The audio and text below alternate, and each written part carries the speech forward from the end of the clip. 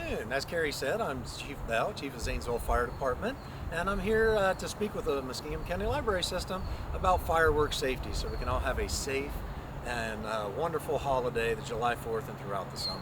First of all, what is a firework? So Carrie, fireworks, when we're talking about those, are usually something that's going to give us some kind of visual effect, and usually it has gunpowder or some kind of other chemicals in it.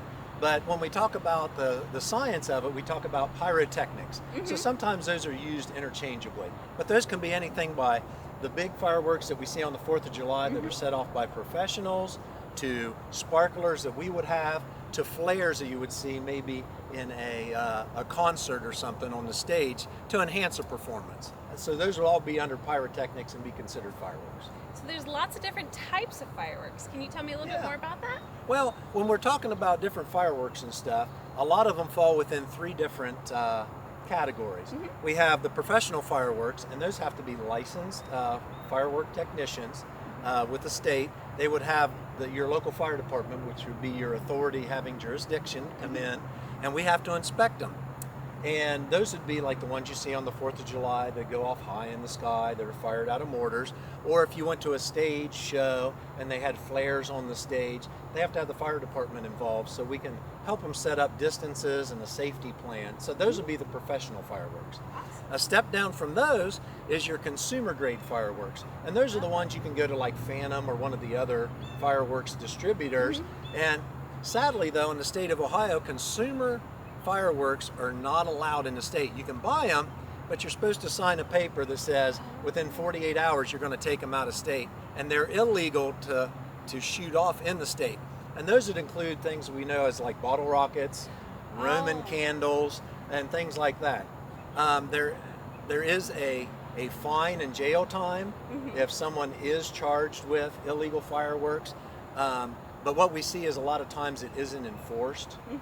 And there's also currently a bill in Ohio right now trying to get those legalized. And then the third kind would be your novelty. And we know those as snaps, snakes, smoke bombs, or sparklers are very popular usually on the 4th of July or anything. But of all of those brands, whatever we're using or whatever category, we always want to use them safely. And as a fire department, that's what we wanted to come and talk to you a little bit today about, was if we're going to see fireworks, why we do what we do on the professional shows, and then the things to look out for our safety, for ourselves and our kids, and our pets when we use the novelty ones. Okay, so we're going to set off a couple of them today. Is there anything dangerous about smoke bombs? Well, with smoke bombs, and that's what they fall into that category of novelty type ones. Now what you have to understand is anything that I'm lighting is going to cause heat. So we always have the opportunity. Mini explosion? Well, it could be an explosion depending on what kind it is, but even with a smoke bomb, there's something causing that smoke that's going to cause it to heat up. So we don't want to put it in our hands. Yeah, no, definitely So we don't want to hold them when we're setting them off or anything, because if there's enough heat to cause the smoke and everything, or those chemicals, we could get burned. So when we were talking about a little bit earlier, we said, the things we're looking to protect. I like the 3 Ps.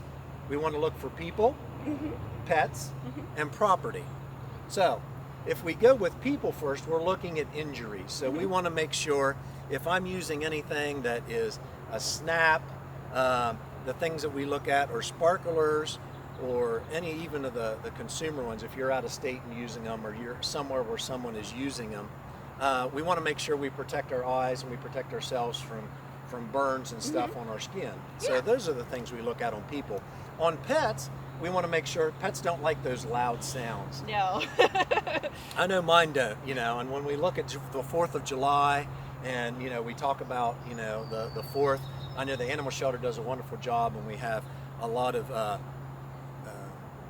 the news media and stuff gets out there, says keep your pets inside, be aware of it and that. So when we're setting those off, know where your pets are and stuff, because we don't want them getting scared and running away, or getting scared running out in traffic and getting hurt, because they're not going to understand that for us it's fun. For them it's just a loud noise that they're not used to. And then the last would be property. And you were asking, anytime you would have anything that causes heat, if we have anything around that is a fuel, anything that can burn, whether that would be dry grass, whether that would be just anything that you would think of that would fuel or burn, there's always the opportunity that something with high heat could cause a fire. Oh, okay. So even smoke bombs, if it's causing enough heat, could set a fire. Well, that's where we just want to be careful where we set them off, and that we have water or something there to cool them down, to make sure we don't Or a bucket of sand. a bucket right? of sand, anything like that with our sparklers or anything. So water, sand, things like that, just to keep things safe. Now you mentioned sparklers. Do those get really hot? Like, how bad is it with those? Well, when we see with sparklers, the thing you want to be aware is, even though it is a novelty type, they can get up to or exceeding 2,000 degrees. What? So Are you kidding me? they can be dangerous. Wow. So when you are using sparklers or something, the thing that we want to make sure, and we were talking about protecting our eyes. So like today, I brought my safety glasses. I didn't know what we were going to be lighting up. So I want to protect my eyes. Yeah. And I also want to make sure that everything that's around me, because the thing that makes sparklers fun is that, it's the light and that I control it. So if you always want to read what's on the package. So the manufacturer is going to tell you what precautions to take. But things that we look for, let's say with sparklers, is I would want to make sure that anybody using them would be 7 or older. Yes. And also understanding that I want to make sure I have plenty of room. So if we have sparklers and we're handing them out to our 7 and older crowd, make sure that if I do wave it around, I'm not waving it over into Carrie's face Yes, please. and Carrie's eyes and everything else, because I don't want to get her burned or anything, because like I said, they do burn very hot. Yes, I like my hair, my eyebrows. I want to keep them. So younger kids, and that if they want to do the sparklers, we can set those, like you said, in sand or in the ground, and have water nearby so they can see them. But we also want to watch if I have open-toed shoes and I have those sparks coming off and I'm waving it around, and one of those embers gets on my foot and I get burnt. What's the first thing I'm going to do is I'm going to drop it, right? Or if I do get burned anywhere, you want to, our reaction is to let go of it. Yeah. And then I could drop it on my foot, I could burn or something like that. Wow. So just be aware that we know the dangers and stuff of it, and let the kids know, hey, this is a reason we're being safe with it. Try to keep it away from your face. Wear safety glasses if that's what they call for, and make sure you're not waving it around, your friend or something like that. So like I said, so we want to protect our eyes, we want to protect ourselves from burns. Those are the big things there with sparklers. So if we would leave the state and want to set off some bottle rockets, what is the safe way to do that? Well, because I would say, I always wondered, because I know people that used to shoot them at each other. I figure that's really not safe at all. No, even with safety the bottle glasses. will tip over, right? Yeah. Yeah. Well, anytime we have, whether it's professional grade, the ones that we go out and we inspect, or you have consumer grade, anytime you're shooting them off, you want to make sure that you have a safe area that you're shooting them off around. So I want to have it clear. No. Not in the middle of the street. I don't want to have a bunch of people gathered around either. Yeah. If I was out of state and shooting my bottle rockets or my Roman candles. The other thing, I want to make sure I have a stable platform with which to, because as you said, like if they tip over. Yeah. So if they tip over and I have a crowd standing over there, it's going to shoot it over into the crowd. And not just protecting eyes or something, but you could hurt somebody having one go into your abdomen or into your arm or something like that. So we want to make sure it's stable. We want to make sure what direction it is pointing, and make sure that safe drop zone. So when I fire it up, I want to have people outside of what my drop zone is, so that it's not coming down on them. If you were, as you say, out of state or something, and firing off your Roman candles or your bottle rockets, make sure that they do fire off, and make sure we collect all of those up, so there aren't any that, the duds that we think are duds that are around that someone could pick up later or might go off later or something like that. And like I said, always have, like you said, with sand, or we have water around, so we can extinguish them, because they're going off, they may still be hot. So make sure we gather up all that. And just for the environment, we always want to pick up all our trash anyway. Yes, definitely. So you wouldn't put a bottle rocket into a bottle, so the name of that is kind of odd, don't you think? Yes. Because the bottles aren't very stable. Well, no. You probably want to find some way else to secure them. Somewhere else, and And just what you also want to think of, and when we do, going back to a professional show, or if you buy the commercial ones that are going in some kind of mortar or stuff, we want to do a visual inspection and make sure there's no cracks or anything else, because it's the same thing with a firecracker. We never put a firework inside of something that's not made for that, because then it becomes like a grenade. Now we have shrapnel, you know. Oh goodness! Because you think of a firework, you know, what it is doing is it is shooting it off in a direction and giving us that magnificent light show. If I have it down in something and it goes out in all directions, it becomes more like a bomb, and it can have glass, you know, and that's why I say follow the directions of what they tell you. But if you have a bottle that maybe has a crack in it or something, and you're putting, whether it be a firework, whether you're putting a bottle rocket or something in there where it has a defect, and it could have enough to make it shrapnel. Now I have glass shards going around, cause it to burst. Well, anytime there's that explosion, the thing that propels it up into the air is that gunpowder going off, is the gas. Oh, wow. So if I contain that, so we were talking about injuries and stuff. Let me go back a second. I could set a firecracker out on top of an apple. Yeah. And I could light it, step back safely, and it would go off, and I might have a little bit of charring on the outside of that apple where it went off. But the apple's I could probably still eat it. It's probably not real damaged. If I put a hole in that apple and I stick that firework down inside and light it, now the explosion that causes is going to cause that apple to blow up and be applesauce. So, and that's another reason when we talk about like the consumer grade fireworks, where we talk about, you know, firecrackers or something like that, you know, you want to make sure on your fuses that we're not holding those things or something, because if it's laying out on the ground, or if it goes off, and I don't even encourage you having it in an open hand, I probably get a burn, but not a big problem. If I have it in my closed hand, then I probably lose some fingers or something, and that we don't want that. Like I said, we want to protect people, pets, and property. Awesome. So, okay, really good information. I did have another question for you. Yes. Can you tell us a story about a mishap with a firework? Mishaps with fireworks? Yeah, something that the fire department has had to respond to because someone was using fireworks incorrectly. Okay. Well, a lot of times what we get, you know, when you think of, you know, you're calling the fire department, you're thinking of fire, but a lot of times what we have is like emergency medical services too, or first responders. So you have EMS situations where somebody was using a sparkler, like I said, and they got burnt, or they got an ember in their eye. Oh, goodness. Or we had an instance where someone was having bottle rockets and it tipped over, went into the crowd, and hit somebody in their abdomen. Oh no! And that. So we took them up to the hospital just to make sure that everything was okay, have them looked over by medical staff and a doctor look at them and stuff. But yeah, she was in a good bit of pain, you know. Oh goodness, I bet. Surprise and stuff. So what we want to do is just make sure that you understand the dangers, so that we know the precautions to take, so we don't end up with something where, if you already know that, hey, I got to make sure that it's stable so it doesn't tip over, because this is what might happen if it tips over, or I need to make sure that I have people back out of the area. You know, we're just avoiding when a mishap can happen. If everything goes well, then we're all good. You know, but what we worry about is the times when things go how they shouldn't, when that bottle falls over, that mortar falls over, or somebody's waving it around too close to somebody else, and then it happens. Nobody wants anybody to get hurt. No. But if the more precautions we can take, like my safety glasses, or, you know, or making sure we have enough space, there's fewer injuries we're going to have. Awesome. So for this holiday, make sure that you read the directions first, that you find a nice open space that's nowhere near people, property, or pets, correct? Yes. And then what else do we need to know?